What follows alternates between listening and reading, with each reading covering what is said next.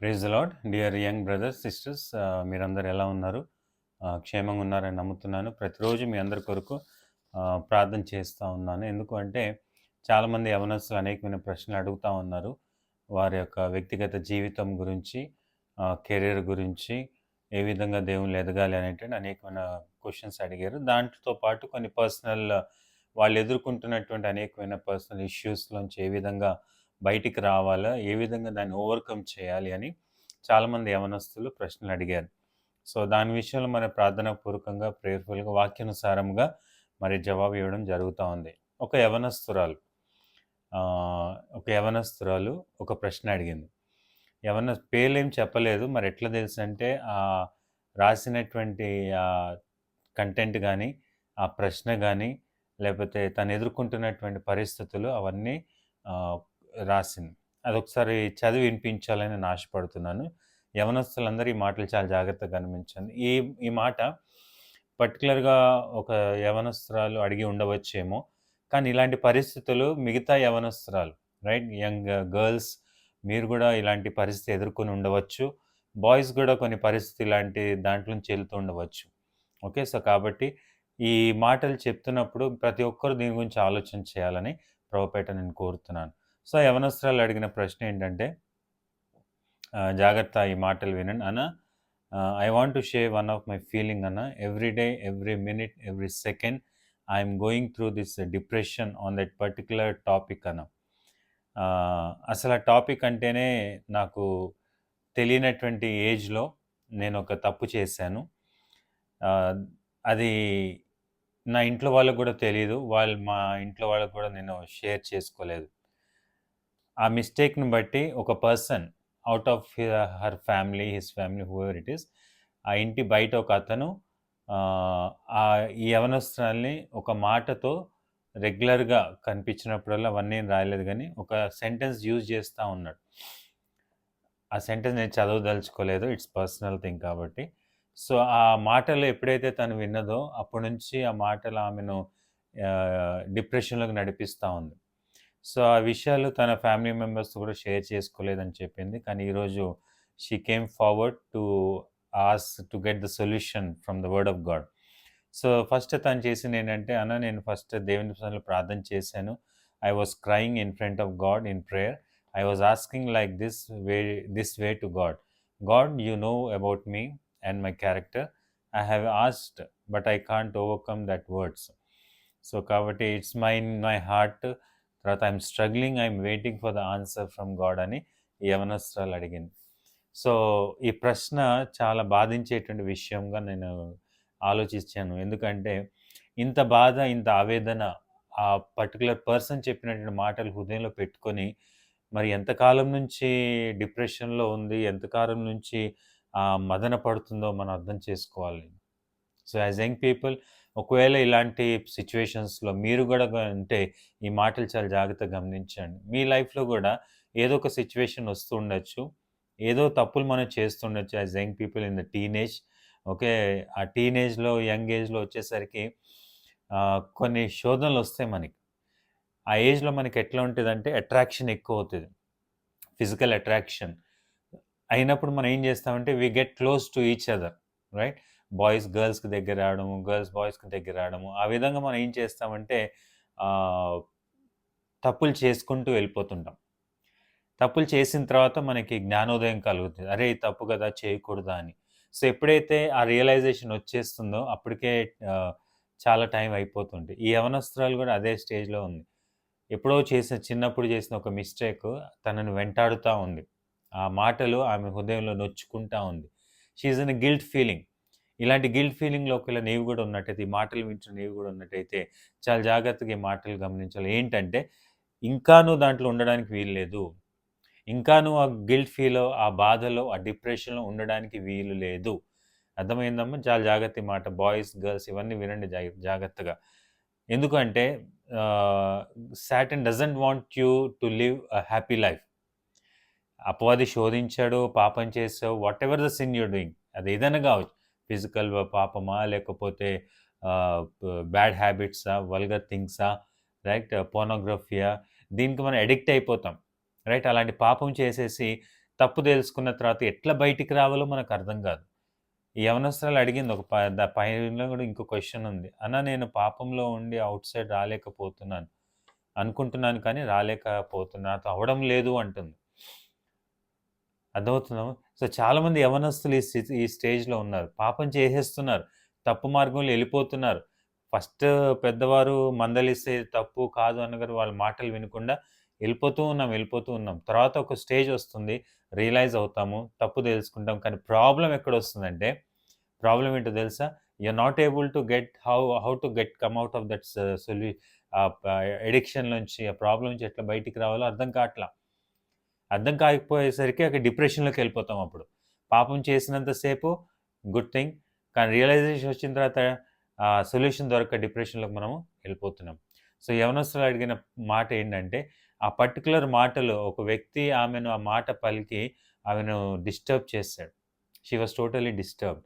అయితే ఒక మాట ఈరోజు ఆలోచించాలి. అదేంటంటే, దైవ గ్రంథంలో ఒక వ్యక్తి ఉన్నాడు దావీదు రాజు. ఆయన కూడా పాపం చేసాడు. ఆయన వ్యభిచారం చేసాడు. దేవుని బిడ్డగా ఉన్నాడు కానీ దేవునికి వ్యతిరేకంగా ఆయన పాపం చేసాడు. రైట్?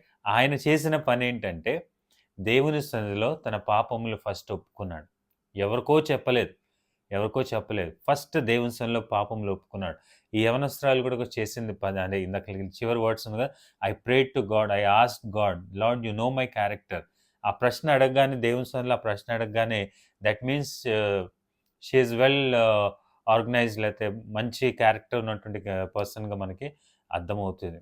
యవనస్తులు జాగ్రత్తగా ఈ మాట గమనించండి. ఎప్పుడైతే మన పాపములు ఒప్పుకుంటామో దేవుడు కోరేది అదే. నువ్వు పాపం నుంచి బయటికి రావాలంటే అది నీ వల్ల గాదది. ఫస్ట్ అది నీ హృదయంలోంచి తీసివేయాల. అర్థమవుతుందమ్మా? సో, ఈరోజు పాపం చేసి, తప్పు చేసి నేనేం చేయాలో నాకు అర్థం కాట్లేదు అని ఒకవేళ ఆ స్టేజ్‌లో ఉంటే ప్రభు నీతోనే మాట్లాడుతున్నాడమ్మా. ఏం చేయాలో తెలుసా? ఆ గిల్ట్ ఫీలింగే it's a process of confession. ఆ గిల్టీనెస్ ఏమవుతదంటే నిన్ను ఒప్పుకోలుకి నడిపిస్తా ఉంటాడు పరిశుద్ధాత్మ దేవుడు. ఓకే. సో, ఫస్ట్ నేను చేయాల్సిన పనేంటంటే దావీదు రాజు ఏం చేశాడంటే ప్రభు సన్నిధిలో ప్రార్థన చేశాడు. సామ్స్ 51లో ఆ ప్రార్థనంతా ఉంటది. ఆ ప్రార్థన ఉంటది.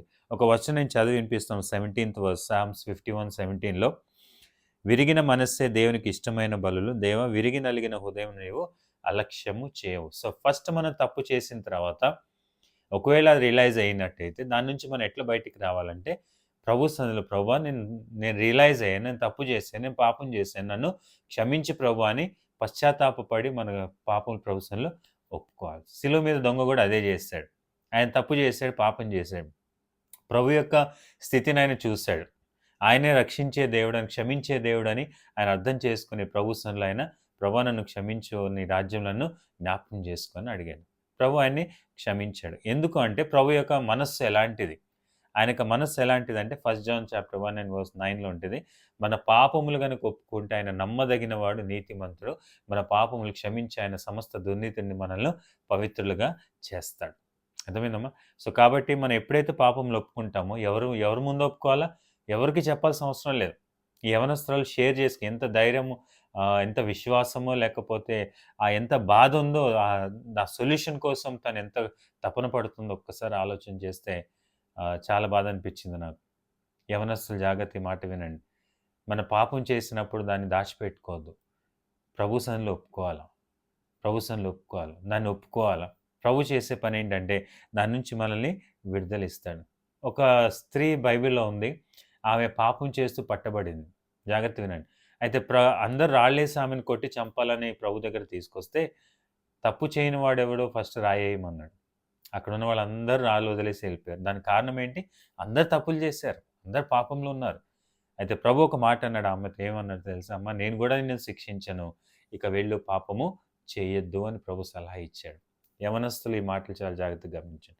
నీ పాపములు ఈ లోకంలో ఎవ్వరూ తీసివేయలేరు. కేవలం ప్రభువైన యేసుక్రీస్తు వారు మాత్రమే. సో, కాబట్టి ఫస్ట్ ఆయన దగ్గరికొచ్చి ప్రభువా చేతులు జోడించండి, మోకరించండి ప్రభు సన్నిధిలో ప్రభువా నా పాపం చేశాను నన్ను క్షమించు ప్రభువా అని ఆయన సన్నిధిలో వేడుకోండి. ఆయన సన్నిధిలో వేడుకోండి. అప్పుడు ఆయన ఏం చేస్తాడు?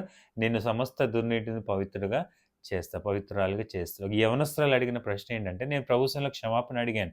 ప్రభా నా క్యారెక్టర్ నీకు తెలుసు గదా! అని ప్రార్థన చేసిన తర్వాత కూడా ఆన్సర్ రాలేదు అని తను ఆ క్వెషన్‌లో అడిగింది. అయితే ఒక మాట, నువ్వు నమ్మకంగా విశ్వాసంతో నీ పాపాలు ఒప్పుకుంటే ప్రభు ఆల్రెడీ నీ పాపాలు క్షమించాడు. గుర్తుపెట్టుకో. అర్థమైందా? హృదయపూర్వకంగా విరిగి నలిగిన మనస్సుతో నీ తప్పును ప్రభు సన్నిధిలో ఒప్పుకున్న తర్వాత ప్రభు దాగుడు మూతలు ఆడే దేవుడు కాదండి. ఆయన అట్లా చేయడు. ఆయన ఎంత నమ్మదగిన వాడంటే, ఆయన దగ్గరికొస్తే ప్రభు క్షమించనగానే he has already forgiven your sins. అమ్మా, ఈ మాట వింటున్నావు కదా! నీ పాపములు ప్రభు క్షమించాడు. నీ తప్పులు ప్రభు క్షమించాడు. ఈ సత్యాన్ని గుర్తెరగాలి. యవనస్తులు, బాయ్స్, గర్ల్స్ ఎవరైనా సరే, మీరు నమ్మకంగా ప్రభా అది ఈ ఒకళ్ళకి చెప్పుకోలేని బాధ ఉండొచ్చు, చెప్పుకోలేని పాపం ఉండొచ్చు. కానీ యవనస్తురాలు ధైర్యంగా ముందుకొచ్చి because she need the solution. She need the answer to come out of the depression. Right? ప్రతి నిమిషం, ప్రతిరోజు, ప్రతి సెకండ్ ఆ బాధ అనుభవిస్తుందంటే చాలా భయంకరమైన పరిస్థితిలో ఉంది. అమ్మ, ఒక మాట చెప్తున్నాను. ఈ క్వెషన్ అడిగిన సహోదరి నీతో, చెల్లెమ్మ నీతో మాట చెప్తున్నా ఏంటంటే, ప్రభు సన్నిధిలో నువ్వు ప్రార్థన చేశావు. నీ తప్పులను ఒప్పుకున్నావు, నీ పాపాలు ఒప్పుకున్నావు కాబట్టి అష్యూర్‌గా ఒక సేవకునిగా, ఒక అన్నగా చెప్పే మాట ఏంటంటే, ప్రభు నీ పాపములు క్షమించాడు. దాని విషయంలో నువ్వు ఎక్కువగా ఆలోచించాల్సిన అవసరము లేదు. తర్వాత ఆహ్, ఈ విషయంలో, ఇలాంటి విషయంలో చాలామంది యవ్వనస్తులు కన్‌ఫ్యూజ్డ్ అయిపోతారు. ఎందుకో తెలుసా? ఇప్పుడు ఈ యవ్వనస్తురాలు అడిగిన ప్రశ్న ఏంటంటే, ఏ వ్యక్తి అయితే కొన్ని మాటలు పలికాడో, ఆ మాటలు గుర్తు చేసుకున్నప్పుడల్లా బాధ అనిపిస్తది, దుఃఖం అనిపిస్తది. దాంట్లోంచి బయటికి రాలేకపోతున్నాను అని ఆ యవ్వనస్తురాలు అడిగింది. అయితే ఒక మాట ఏంటంటే, సమస్త దుర్నీతి నుండి నిన్ను పవిత్రులుగా చేసినటువంటి యేసయ్య దాని అర్థము. ఇక ఆ పాపము ఆనవాళ్ళు కూడా దేవుడు నీలో లేకుండా చేస్తున్నప్పుడు, మనం చేయాల్సిన పనేంటి, దేవుడు దాన్ని తుడిచివేశాడు. దేవుడు దాన్ని తుడిచివేశాడు. అర్థమైందా? ఒక బోర్డ్‌లో టీచర్ లెసన్ రాసిన తర్వాత డస్టర్‌తో అంతా క్లీన్ చేస్తే ఇంకేం కనపడదు. మరి నీ పాపం అక్కడ లేనప్పుడు ఎందుకు గుర్తు చేసుకున్నావు? అపవాది యొక్క దుష్టుని యొక్క ఆలోచన ఏంటో తెలుసా?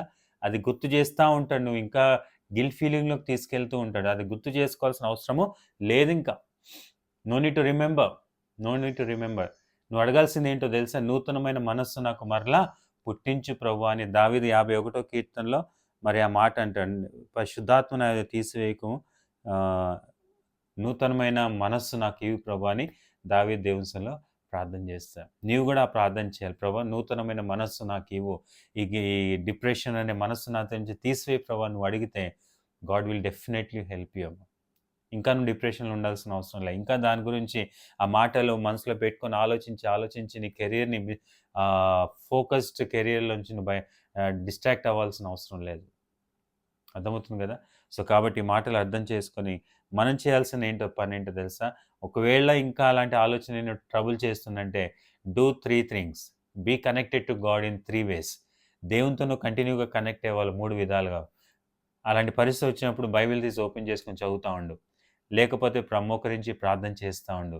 లేకపోతే దేవుని పాటలు పాడుతూ దేవుని స్తుతిస్తా ఉండు. దేవునితో నువ్వు కనెక్ట్ అయ్యున్నప్పుడు అపవాది నీ యొద్ద నుంచి పారిపోతాడు. యేసుప్రభు దగ్గర కూడా సాతానొచ్చాడు. శోధించాలని ప్రయత్నం చేశాడు. కానీ యేసుప్రభు ఏం చేశాడు?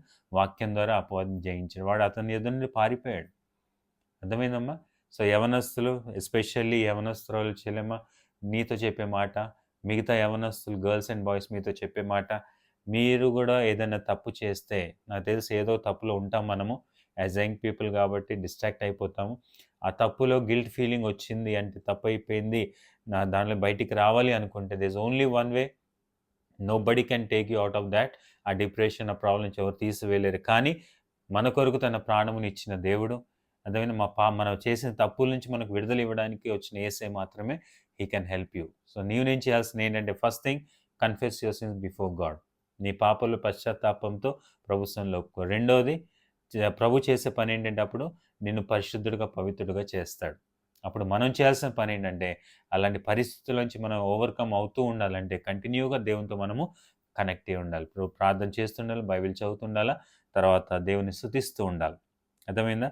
సో, కాబట్టి ఈ మాటలు మీరు అర్థం చేసుకొని, ఇంకా నువ్వు పాపంలో ఉండి డిప్రెషన్ ఉండడానికి వీలు లేదు. Believe in the love of God, believe in the redemption of God. ఆయనకు విడుదలలో, ఆయన ప్రేమలో నువ్వు విశ్వాసం ఉంచు. అంతేగాని డిప్రెషన్‌లో కంటిన్యూ అవ్వద్దు. అర్థమైంది కదమ్మా! సో, ఏదైతే తప్పు చేసామో దాని గురించి మర్చిపోయి, ఇంకా దేవుడు ఆల్రెడీ క్షమించేశాడు. ఇంకా దాని గురించి ఆలోచించొద్దు. అది వెంటాడుతుందంటే 3 విషయాలు చెప్పాను కదా! ప్రార్థన, వాక్యము, దేవుని స్తుతించుతుండు. దేవుడు నిన్ను దాని నుంచి జయమిస్తాడు. అర్థమైందా? సో, ఇంకొక చివరిలో ఒక మాట ఏంటంటే ఆహ్, ఇంకా దీని విషయంలో లోతుగా తెలియాలి అనుకుంటే you can personally call me counselling కొరకు, మాటల కొరకు, ప్రార్థన కొరకు మరి కాల్ చేయాలని ఎవరైనా యవ్వనస్తులు boys or girls you will get the guidance from the word of God. Okay. So, నా జీవితంలో కూడా అనేకమైన యవ్వన యవ్వన కాలములో టీనేజ్‌లో తప్పులు చేశా. దేవుడు వాక్యం ద్వారా మాట్లాడాడు. దేవుడు దాని మీద జయం ఇచ్చాడు. సో, ఈరోజు మీ ముందు చెప్పగలుగుతున్నానంటే నేను ప్రభు దగ్గర ఒప్పుకున్నాను. ప్రభు క్షమించాడు. ప్రభు కొరకు నిలబడే అవకాశం దేవుడు ఇచ్చాడు. సో, మీరు కూడా ఆ విధంగా ధైర్యంగా ఉండండి. డిప్రెషన్‌కి వెళ్ళొద్దు. మీ కెరీర్ మీద ఫోకస్ పెట్టండి. ఓకే. దేవుని మీద ఫోకస్ పెట్టండి. And just move forward. Nothing will disturb you. అర్థమైందా? ప్రార్థన అనే కంచెలో నువ్వు ఉండాలా. అర్థమైందా? వాక్యం అనే ఖడ్గంతో నువ్వు రెడీగా ఉండాలా. స్తుతి ప్రార్థనలతో నువ్వు వాటన్నిటిని నువ్వు ఎజ్జరించాలి. ఓకే. సో, ఈ మాటలు మీరు అర్థం చేసుకొని వీటి విషయం జయం పొందాలని నేను కోరుతాను. చిన్న ప్రార్థన చేయండి. ప్రభా నీ పరిశుద్ధమైన నామమును బట్టి వందనాలు. యవనస్తులుగా అనేక సార్లు ప్రభు ఎన్నో తప్పులు చేస్తుంటాం. కొన్ని భయంకరమైన పాపంలో పడిపోతుంటాం. యవనస్తురాలు అడిగిన ప్రశ్న ప్రభా ఆ డిప్రెషన్‌లో బయటికి రాలేకపోతున్నాను. అడిగినప్పుడు ప్రభా నువ్వు జవాబు ఇచ్చావు. నువ్వు ఒప్పుకుంటే నేను క్షమిస్తాను. నిన్ను ఆ డిప్రెషన్ జయించడానికి నేను నీకు సహాయం చేస్తాను అని చెప్పారు. ప్రార్థన, వాక్యం, స్తుతి ద్వారా. కాబట్టి యవనస్తురాలు ఈ సహోదరితో పాటు ఇంకెంతమంది యవనస్తులు తప్పు చేసి, పాపం చేసి, భయంకరమైన పాపంలో ఉండి బయటికి రాలేని స్థితిలో డిప్రెషన్‌లో ఉంటున్నారో వారందరి కొరకు ప్రార్థిస్తాను తండ్రి. మాతో మాట్లాడండి ప్రభా. బలపరచండి నాయన. డిప్రెషన్ బయటికి తీసుకొచ్చి ప్రభా నీ మహిమ కొరకు వారు నిలబడేలాగా కృప చూపించమని ప్రార్థిస్తున్నాం. దావీదు ఆ విధంగా బయటకు వచ్చారు. శిలువ మీద దొంగ ఆ విధంగా పాప క్షమాపణ పొందాడు ప్రభా. యవన బిడ్డలు కూడా ఆ విధంగా ఆ పాపపు డిప్రెషన్ నుంచి గిల్ట్ ఫీల్ నుంచి వాళ్ళు బయటికి తీసుకొచ్చి ప్రభా నీ మహిమ కొరకు వాడుకొనమని ప్రార్థిస్తున్నాం. బిడ్డలు దీవించి ఆశ్రయించి నీ మహిమ పొందమని యేసు నామమున అడుగుతున్నాను తండ్రి. ఆమేన్. సో, ఎస్పెషల్లీ చెలమ ఈ ప్రశ్న అడిగిన సిస్టర్‌కి ప్రభుపెట్టి వందనాలు. ధైర్యంగా ముందుకొచ్చావు నీకు వందనాలు. దీని విషయంలో ఇంకా కౌన్సెలింగ్ కావాలి you can just call me. తర్వాత మిగతా యవనస్తులు కూడా దీని విషయంలో ఆలోచించండి, ప్రార్థన చేయండి. Live a happy life, live a godly life. Thank you. God bless you.